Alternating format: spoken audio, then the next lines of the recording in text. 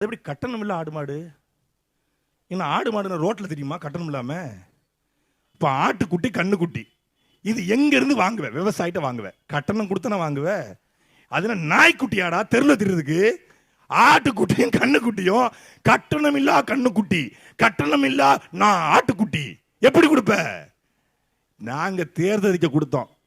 ஆடு மாடு மேய்த்தலை அரசு வேலை, விவசாயம் செய்தல் அரசு வேலைன்னு அதை அப்படியே கள்ளக்காப்பி அடிச்சு இங்க கொண்டு வந்து வேற வார்த்தையில நாங்க இது மற்றும் ஒரு அரசியல் கட்சி அல்ல, மாற்று அரசியல் புரட்சி, அடிப்படை மாற்றம், அமைப்பு மாற்றம், அரசியல் மாற்றம் என்று சொன்னவுடன் அவர் தேர்ந்தெடுக்கிற சாரு படத்தை தெலுங்குல இருந்து ரீமேக் பண்றது, சட்டையும் பேண்டையும் ஜெகன்மோகன் ரெட்டி காப்பி அடிக்கிறது, துண்டை எங்க அக்கா கிட்ட இருந்து திருடிக்கிறது, மஞ்சள் சோப்பு துண்டை, தேர்தல் அறிக்கையை நாம் தமிழ் கட்சியிலிருந்து களவாண்டுக்கிறது, கொஞ்சம் திமுக எடுத்துக்கிறது, கொஞ்சம் அதிமுக கொஞ்சம் எடுத்து போட்டு இந்த சந்தானம் வந்து ஒரு படத்தில் பானிபூரி கடை போடுவாப்புல, அந்த ஒரு படத்தில் மும்பையில் போய் சந்தானத்தை பார்த்துட்டு பானிபூரி கடை அது மாதிரி ஜெராக்ஸ் எடுப்பான்ல, அது மாதிரி எல்லா கட்சியிலிருந்து எடுத்து போட்டு ஒரு அறிக்கையை கொடுத்து அந்த அறிக்கையை முழுசா படிச்சு பார்த்தா 5 பைசாக்கு பிரயோஜனம் இல்லாத அறிக்கை.